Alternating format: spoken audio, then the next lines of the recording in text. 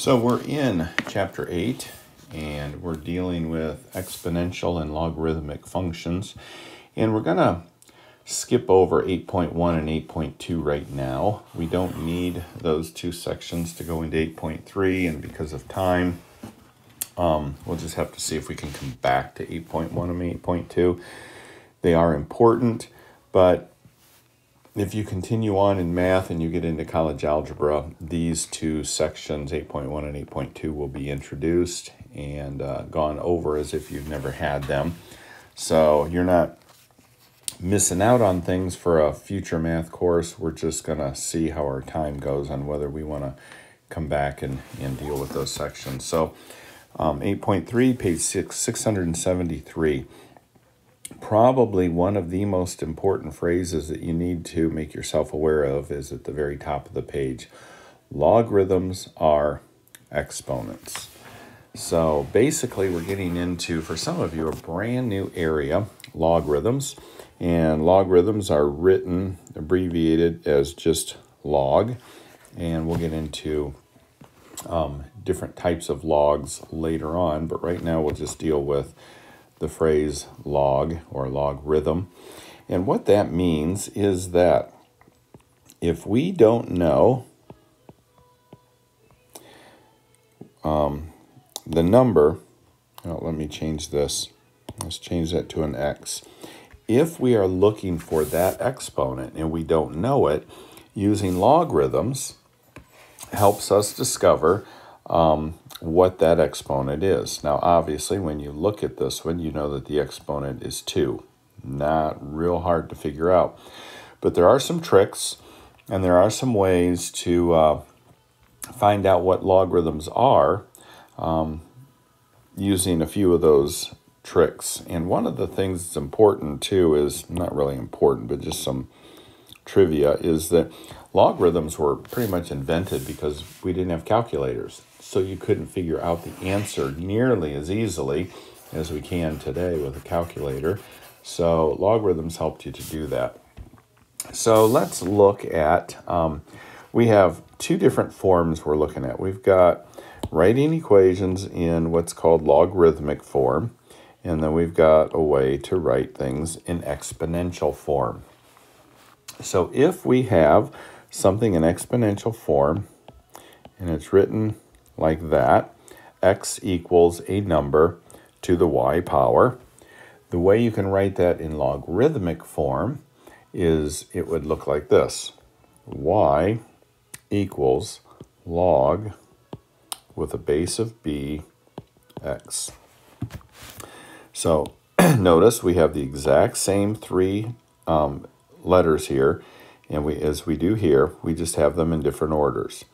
So what we're saying is the exponent we're looking for is right here. So something equals that exponent, and that would give us our y. B is our base, so b to that exponent would be equal to x. So let me give you an example.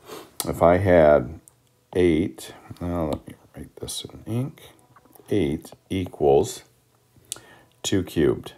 That's a true statement, but it's written in exponential form. So let's write it in logarithmic form. So the exponent would go here, log. Our base then would be our 2, and then our x is 8. So that's what it looks like in logarithmic form.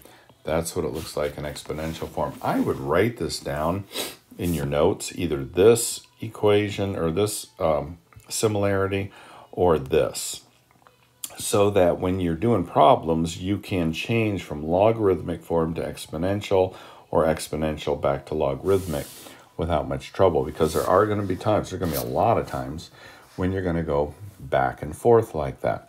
So let me make this kind of small, kind of put it off here to the side.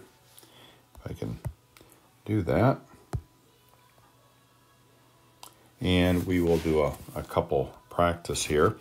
All right, so example 1 says we have log with a base 3, and that equals -2. Now, we're supposed to be solving for x. If we write this in logarithmic form, or I'm sorry, exponential form, we'll be able to do that.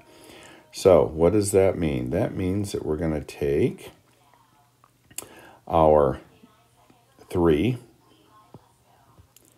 we're going to put a -2 on it, and we're going to say that equals x. This number, whatever is right here, is the exponent. So we're going to make that equal. We're always going to put that big number right there over here, and then 3 to the -2. 3 goes first, -2 goes second. 3 is below the 2, 3 is below the 2. That's how I remember it anyway when I'm translating it back and forth. Lowest number, highest number, the other number goes on the other side of the equal sign. So that makes it a lot easier for me. So I know that 3 to the -2 is the same as 1 over 3 squared. Remember, that negative sign means that this and this are in the wrong place. It's in the numerator, it needs to be in the denominator. So that equals then 1 over 9. So what does that mean? That means 3 to the -2 power equals 1 over 9. That's all that means. All right, let's look at example 2. Log, and our base is x. Okay, so again, we're going to use the definition of logarithms to write this in exponential form. X cubed equals 4. So some number cubed is going to give us 4. Well, we're just going to solve this algebraically. If we're trying to get rid of that cubed root sign, or that cube sign, we're going to take the cubed root of both sides. So x equals the cubed root of 4. And that's our answer. It would be nice if we could take the cubed root of 4 and get a whole number, but we can't, so that ends up being our answer. All right, let's try another one here. Example 3, we have log, and our base is 8, and our exponent is x. So that says, if we were to write it in exponential form, that equals that. Okay. One of the things that's really, really important to understand here is if we are looking for the exponent, if the exponent is a variable, one of the things that we're going to really, really try to do is change these two numbers, these base numbers, to the same number. Because what happens is, let's change 8. 8 can be changed to 2 to the 3rd power, right? And then we put the x here. 4 can be changed to 2 squared. So the key is I made these two equal. Well, if these two are equal, then the exponents must be equal. We can't have something like 3 squared equals 3 cubed. Those are not equal because the base is equal, but the exponents are not. It's the same way with what I have over here. The 2's are equal, therefore the exponents must be equal. So then I can write this as 3x equals 2, x equals 2 over 3. So therefore, 8 to the 2/3 power equals 4. So even though we get kind of a weird exponent of 2/3, it is correct. And one of the things you can do to make sure it's correct is you can check it. Remember in lessons past, this number represents the cubed root of whatever this is, and this number squares it. Okay, so what number times itself 3 times gives me 8? Well, that is 2. So the cubed root of 8, and then we put the 2 there. Cubed root of 8 is 2. And if we square that 2, we get our 4 that we had right there. So that's a way to check this. Okay. So let's see if I can erase all this junk so I can keep the little exponential or logarithmic rule up there. All right, so let's see. I don't really see that they're going into anything else in that particular part. In the problem set 8.3, 1 through 12, they're asking you to write the expressions in logarithmic form. So for instance, you have 81, this is number 12, equals 3 to the 4th. They're wanting you to take this and write it in that form. All right, so shouldn't be too hard because we've got an 81, so that's the place where the 8 is. So we're going to put the 8 there. So I'm just going to put a log, and we've got 81 because that's the number on all by itself.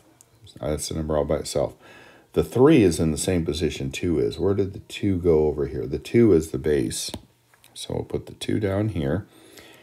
And then we've got, what do we have left? Oops, that was supposed to be a 3. And then we've got, number we have left? We have a 3. So that 3 is going to end up here. The 4 is what we have as an exponent. The exponent ends up first. So 4 equals the log of base 3 of 81. So that means if we were to write this again back in exponential form, 3 times 3 times 3 times 3 equals 81. So that's how we would write that in exponential format to logarithmic. Then from 13 to 24, they're telling you that they want you to take something like log with a base 2 and an exponent of 3, write that in exponential form. So then you just take the bottom number, the equals 3, that's the exponent. This number is always the exponent, equals 8. And that is a true statement. So that's what you're doing there. All right, so we're going to continue on here with this. This chapter is not, or section is not over with just because I'm doing a few of the problems here. I just don't think they've given you enough examples. So 25 through 46. So if we have 25 and we have log with a base 3, I like to write this in exponential form. 3 squared equals x. Well, 3 times 3 is 9. 9 equals x. And that's pretty much it for that. When you get to ones like 35, they're going to give you log with a base of x. Okay, exponential form. That does not look real fun, does it? So that's where we're going to start getting into some other ones later in this or as we continue with this section. So just hold off on that one, and we'll get to that one shortly. And I'm going to go ahead and stop this video since we're going to make some changes in how we're doing all of this. So better to start on a new video.